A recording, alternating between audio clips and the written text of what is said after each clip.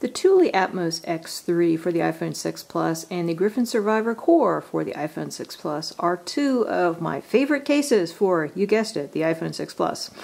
I think they're both super excellent. I got the Thule Atmos X3 as my first case for my 6 Plus, and I got the Survivor Core considerably afterwards when Griffin was kind enough to send me out one.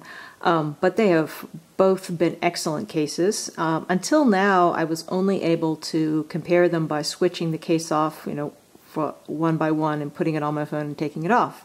But my husband recently upgraded to an iPhone 6 Plus, and not surprisingly, he chose the Griffin Survivor Core for his phone.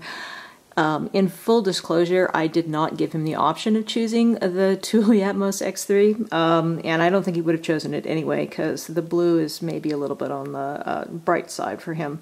He's kind of a black and white guy. So anyway, he has his 6 Plus in the Griffin Survivor Core. I've got mine in the Thule Atmos X3, and I thought this would give us an opportunity to do a head-to-head comparison. So, first of all, thinness. The Survivor Core is a bit narrower than the Thule Atmos X3. So if you are looking for, a little bit narrower fit in your hand, then that's definitely going to be good. I would also say that the Survivor Core at least looks a little bit thinner. Whether it's actually thinner or not, I don't know. Although actually I'm pretty sure that it is, because the Thule has these beveled sides.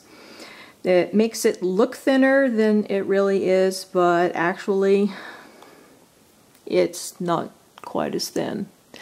So, winner on thinness would go to Survivor Core. Winner on the width also going to the Survivor Core.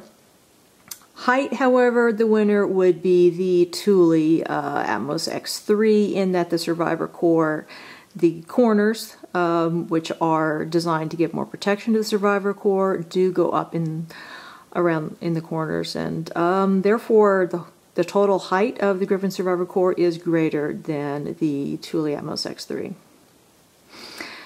So, next thing that I think is important about a phone case would be grip. And here, as far as side grip, they're equal. The material that's used is a TPE rubber in both cases, and it feels really similar.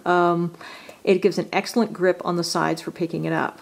However, the Survivor Core only has this TPE rubber around the sides, and the Thule, it continues from the sides around to the back.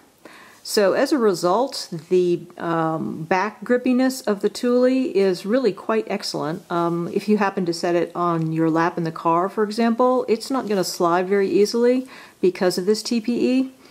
Versus the attractive polycarbonate back of the Survivor Core is super slippy. So, you don't have any kind of grip here on the back at all.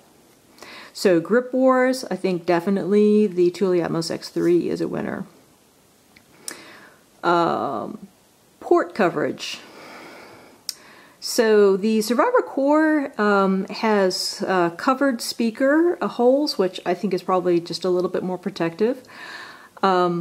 And it also has a little bit of a larger lightning jack opening, which is wonderful for people who have third-party lightning cables that they're trying to attach in. The Thule Atmos X3, unless it's the OEM Apple cable, good luck, because I've not been able to find anything else that will plug in there. So I would say in terms of ports there on the bottom, that the Survivor Core is the winner in my opinion. Button clickability, I think that it is definitely easier to press the buttons on the Thule Atmos X3 than on the Survivor Core. Survivor Core buttons are just a little bit stiffer. Both are good, but if you compare them, head to head, Thule Atmos X3 is the winner here. Scratchability, that's another thing that people worry about. They worry about how the case is going to wear on their phone. Thule Atmos X3 I've had for longer, about 3 months or so. Maybe more. And I have to say, it looks basically the same as when I took it out of the box. This thing is really, really well constructed. Polycarbonate is super strong and thick, and seems to be completely non-scratch as far as I can tell. And the TPE rubber, same thing. This case is wearing absolutely wonderfully. The Survivor Core, the TPE rubber on the side, certainly doesn't seem to show any kind of wear, but the polycarbonate back, while it allows you to show off how pretty your phone is, it scratches. You can't see the scratches unless you look up really close. And day-to-day wear, you're not going to notice that it's scratched. You'll just notice that if the phone looks pretty because you can see a lot of the phone in this case. But if you want to be really technical about it, I'd have to say that the Survivor Core does show more wear than the Thule Atmos X3. So, overall, both of these are great cases. I love these cases. But these are just some things you might want to keep in mind if you're trying to make a decision between the Thule Atmos X3 and the Griffin Survivor Core. Can't go wrong in either case. And if you have any specific questions regarding these two cases, please feel free to leave them in the comments and I will be happy to address them. Again, thanks so much for watching. This is Kristen, and if you would like, please consider subscribing to my channel because I would love to have more subscribers.